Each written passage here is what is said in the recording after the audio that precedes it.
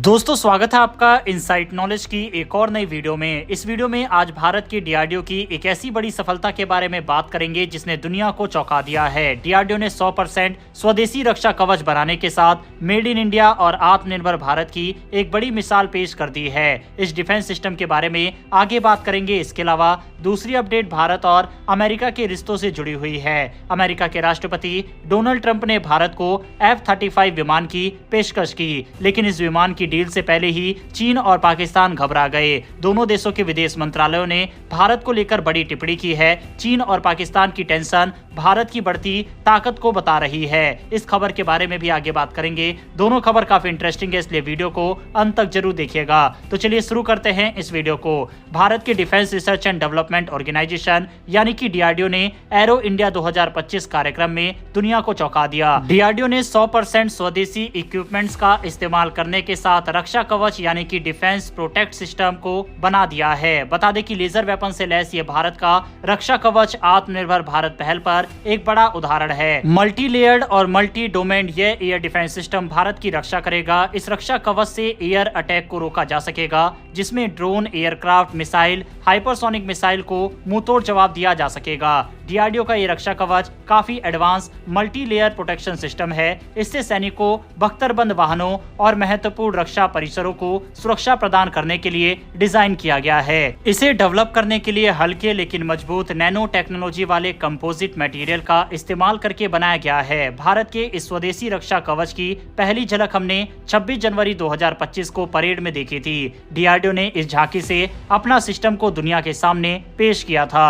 DRDO के एक बड़े अधिकारी के मुताबिक इस कवच में दो हिस्से हैं। पहला हिस्सा निगरानी करेगा और दूसरा अटैक। भारत के सुरक्षा कवच में निगरानी के लिए early warning system, surveillance, drone और सैटेलाइट लगाए गए हैं। इसके अलावा ग्राउंड पर लॉन्ग रेंज के रडार को भी डेवलप किया गया है, जो दुश्मन के किसी भी हवाई खतरे को ट्रैक करने का काम करेंगे। इसके साथ ही जो दूसरा हिस्सा है वह अटैक करने के लिए लगाया गया है, जिसमें हार्ड और सॉफ्ट किल, सतह से हवा में मार करने वाले हथियार और आर्टिलरी गन और लेजर बीम की तकनीक शामिल है। बता दें कि निगरानी करने वाला हिस्सा दुश्मन की दूरी को बताएगा। इसके बाद सारा डाटा कंट्रोल सेंटर में जाएगा। वहां से प्रोसेस होने के बाद अटैक को न्यूट्रलाइज करना पड़ेगा। हाई स्पीड ड्रोन अटैक के लिए सॉफ्ट और हार्ड किल का इस्तेमाल होगा। इन्हें उसी दिशा में छोड़ा जाएगा जहां पर अटैक आ रहा होगा। इसके अलावा लेजर बीम जैसी टेक्नोलॉजी से टारगेट को नष्ट किया जा सकता है।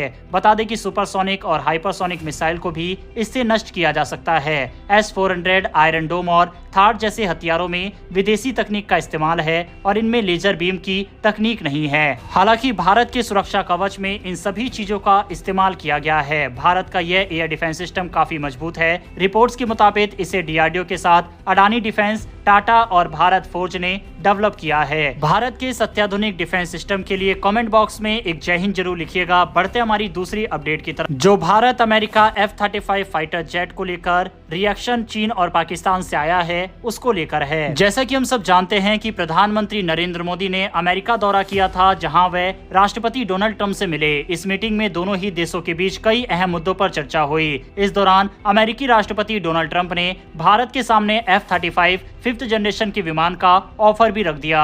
इस ऑफर के बाद से चीन और पाकिस्तान घबरा गए हैं। दोनों देशों की तरफ से तीखी प्रतिक्रिया इसको लेकर सामने आई है और दोनों ने अपने ऑफिशियल स्टेटमेंट को जारी किया है। राफेल के बाद अगर भारत F-35 जैसे विमान का इस्तेमाल करता है तो भारत एशिया में सबसे मजबूत हवाई ताकत होगा। बता दें कि हाल ही में भारत के एरो इंडिया 2025 प्रोग्राम में भी F-35 और रूस के सुखोई 57 ने अपनी ताकत को दिखाया था।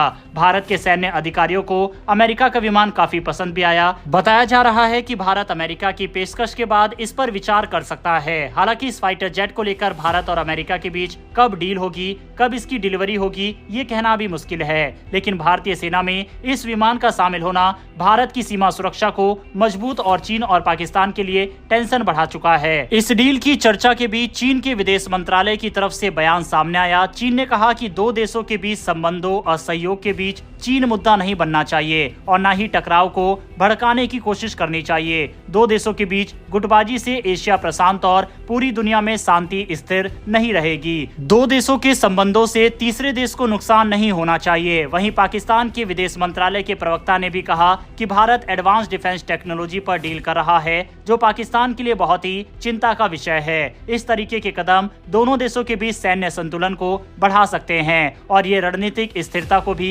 कमजोर कर सकते हैं। साथ ही भारत अमेरिका का ये कदम इस रीजन में अशांति लाने का काम करेगा। यानी कि साफ है कि चीन और पाकिस्तान F-35 की पेशकश जो कि भारत को की गई है उससे खुश नहीं है और वह लगातार इस तरह के बयानबाजी भारत के खिलाफ कर रहे हैं। बहरहाल दोस्तों, इस खबर के ऊपर अपनी राय कमेंट बॉक्स में लिखकर बताइएगा। अगर आपने इस वीडियो को यहाँ तक देखा है तो वीडियो को लाइक करके हमारी आने वाली डेली ऐसी वीडियो के लिए चैनल को सब्सक्राइब कर बेल नोटिफिकेशन अवश्य दबा लें। फिर मिलेंगे ऐसी एक नई वीडियो के साथ। धन्यवाद। जय हिंद।